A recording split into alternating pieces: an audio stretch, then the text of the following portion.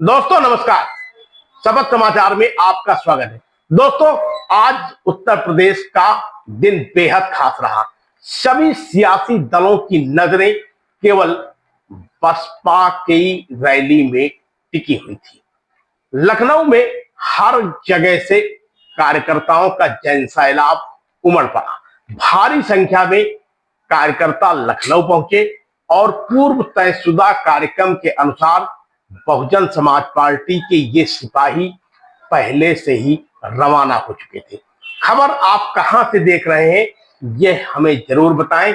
साथ ही हमारी खबर को लाइक करें व कमेंट करें, साथ में अपनी राय जरूर दें। दोस्तों, उत्तर प्रदेश में आज सियासी हलचल काफी तेज हो गई। जिस तरीके से बहुजन समाज पार्टी ने काशी राम जी की पुण्यतिथि पर अपनी शक्ति प्रदर्शन का किया, उससे लोग हैरान रह गए। खास तौर पर विपक्षी दल तो एकदम हैरान रह गए। बहुजन समाज पार्टी में आज बेहद बुनियादी परिवर्तन दिखा। इतना ही नहीं, सामाजिक समावेश भी दिखा। पहले जैसा माहौल नहीं था, लेकिन इस बार बुनियादी परिवर्तन और जिस तरीके से सामाजिकता का ध्यान रखा गया, उससे लग रहा है कि अब मायावती का ये पीडीए का मामला यदि धरातल में उतर गया तो कहीं ना कहीं समाजवादी पार्टी के लिए मुसीबत खड़ा कर सकता है। बहुजन समाज पार्टी की ये ऐतिहासिक रैली थी और तकरीबन 2012 के बाद शायद बहुजन समाज पार्टी की राष्ट्रीय अध्यक्षा सुश्री मायावती ने जोरदार हुंकार भरी। उन्होंने हालांकि सरकार के प्रति नरमी बरती, लेकिन समाजवादी पार्टी एवं कांग्रेस को सीधे तौर पर आड़े हाथों लिया। उन्होंने समाजवादी पार्टी पर यहां तक आरोप लगाए कि स्मारकों के नाम पर समाजवादी पार्टी लगातार लोगों को गुमराह कर रही थी। जिस स्मारक यानी काशी राम की पुण्यतिथि के मौके पर काशी राम स्मारक पर जहां पर रैली थी, उन्होंने साफ तौर पर कहा कि इस रैली के में आयोजित कार्यकर्ताओं से किसी भी तरीके का सरकार ने कोई भी टिकट नहीं लिया है। इस पार्क के रखरखाव को लेकर के यहां पर टिकट का पैसा लिया जाता था और पिछली सरकार यानी समाजवादी पार्टी की सरकार में उस रखरखाव के पैसे से इसका डेवलपमेंट नहीं कराया गया था। लेकिन इस सरकार में जब उन्होंने पत्राचार किया तो भाजपा ने बाकायदे कहा कि सरकार पार्क के रखरखाव का पूरा ध्यान रखेगी और उन्होंने कराया। उन्होंने इस दौरान भरे मंच से प्रदेश की भाजपा सरकार के प्रति शुक्रगुजार होने का दावा किया और कहा कि बहुजन समाज पार्टी उनके इस कृत्य से आभार प्रकट करती है। तो दूसरी तरफ मायावती ने अखिलेश यादव को आड़े हाथों लिया। उन्होंने कहा कि जब उनकी सरकार थी तब वो ऐसे लोगों को भूल जाते हैं और जब सरकार नहीं रहती है तो फिर उनको काशीराम स्मारक भी याद आता है और उनकी पुण्यतिथि और जयंती भी याद आती है। बहुजन समाज पार्टी का ये बदला हुआ चेहरा कहीं ना कहीं विपक्षी दलों के लिए आज अचानक काफी कुछ कह देने वाला, सुनने वाला, साथ में बोल देने वाला मुद्दा बन गया। बहुजन समाज पार्टी की अगुआ सुश्री मायावती करीब 1.5 घंटे के अपने भाषण में उन्होंने बहुजन समाज पार्टी के परंपरागत मतों से साफ तौर पर कहा कि वो सावधान हो जाए और 2027 के चुनाव में बहुजन समाज पार्टी की सरकार उत्तर प्रदेश में बनानी है। इसको लेकर के वो अभी से अपने परंपरागत वोट बैंक के पास जुट जाएं। बहुजन समाज पार्टी की जब सरकार होती है तो उनके लिए काफी कुछ आसान होता है। उनके परंपरागत मतदाताओं का को विकास कार्य करवाने में काफी कुछ सहायता मिलती है। उन्होंने कहा कि मौजूदा समय में जो स्थितियां बनी हैं उससे पिछड़े एवं दलित बिरादरी के लोगों के आरक्षण में भी नुकसान हुआ है। उनका शैक्षिक, सामाजिक, अन्य किसी भी तरीके का विकास नहीं हो रहा है।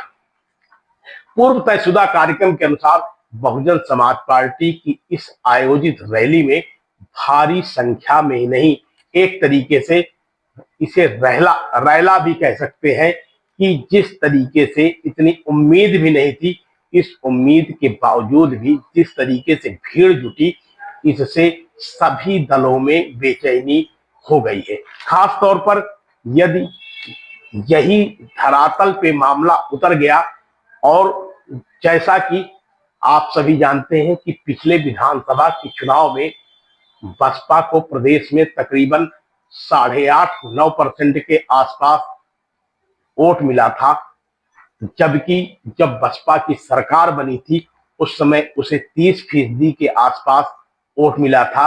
यदि इस बार बहुजन समाज पार्टी को 15% भी वोट मिल गया तो ये समाजवादी पार्टी के लिए बेहद चिंताजनक और बेहद अफसोस, साथ में टेंशन देने वाला बन जाएगा, क्योंकि बहुजन समाज पार्टी इस बार एक नए फार्मूले में है, एक नए सोशल इंजीनियरिंग में है और सामाजिक समरसता का जो उसने उद्देश्य पाल रखा है उस मकसद पे वो कामयाब हो रही है। यानी अगड़ा पिछड़ा दलित और मुस्लिम को एक मंच पर लाने का बहुजन समाज पार्टी ने बड़ी प्लानिंग तैयार की है और इसमें बहुजन समाज पार्टी के राष्ट्रीय कोऑर्डिनेटर आकाश आनंद का भी बड़ा योगदान है। फिलहाल आप सुनिए कि आज पूर्व मुख्यमंत्री मायावती ने अपने संबोधन में क्या कहा। और खासकर इस बार यूपी में बीएसपी की अकेले ही पूर्ण बहुमत की यहाँ सरकार जरूर बनाना है। और ये इसलिए भी बहुत जरूरी है क्योंकि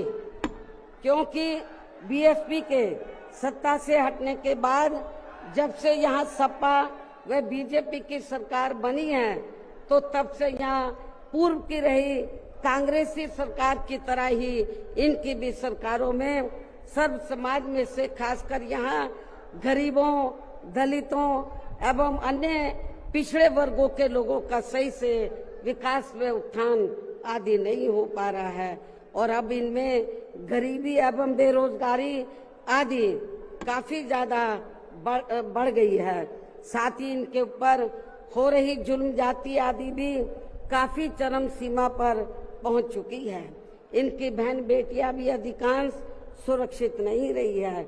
इसके साथ ही इन वर्गों के लोगों को यहाँ आरक्षण का भी सही से पूरा लाभ नहीं मिल पा रहा है। मुख्यमंत्री जी को ये कहा, लिखित चिट्ठी के जरिए उनसे रिक्वेस्ट किया कि हम आपसे ये नहीं कहते कि दूसरे मत का पैसा आप इनके रख रखाव पर लगाओ, तो जो देखने वालों का टिकटों का पैसा काफी बड़ी तादाद में इकट्ठा हो गया है गवर्नमेंट के पास, उस पैसे को इनके रख रखाव पर लगाया जाए। तो उत्तर प्रदेश की वर्तमान भाजपा की सरकार ने इस मामले को दिखवाया पूरा और उसके बाद उन्होंने हमें कमिट किया, प्रॉमिस किया कि हम जो भी पैसा टिकटों को आया है हम दूसरे मत पे नहीं लगाएंगे बल्कि इन स्थलों के रख रखाव पर लगाएंगे। उन्होंने ये लगाया,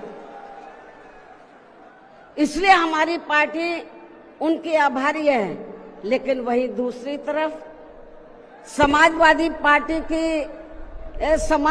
पार्टी की जब यूपी में सरकार थी और ये स्थल बन चुके थे तो उन्होंने इनके रख रखाव पर कोई पैसा खर्च नहीं किया, टिकटों का पैसा दबा कर रख लिया। लेकिन जब अब वो सत्ता से बाहर है समाजवादी पार्टी, तो अभी 2-3 दिन पहले वो मीडिया में खबर छपवा रहे थे कि हम मान्यवर श्री कांशीराम जी के सम्मान में संगोष्ठी करेंगे। लेकिन जब वो सरकार में रहते हैं तो ना उन्हें पीडीए याद आता है और ना मान्यवर श्री कांशीराम जी की जयंती और ना ही पुण्यतिथि उनको याद आती है। अधिकांश जो बड़ी बड़ी योजनाएं थी वो सभी की सभी इन्होंने बंद कर दी समाजवादी पार्टी की सरकार ने। ये इनका दोगला या दोहरा चरित्र नहीं है तो क्या है? जब ये सत्ता में रहते हैं ना इनको पीडीए याद आता है और ना पीडीए के जो संत गुरु और महापुरुष है वो भी याद नहीं आते हैं। जब ये सत्ता से बाहर हो जाते हैं तब इनको हमारे संत गुरु और महापुरुष याद आते हैं। आप देख रहे हैं शपथ समाचार।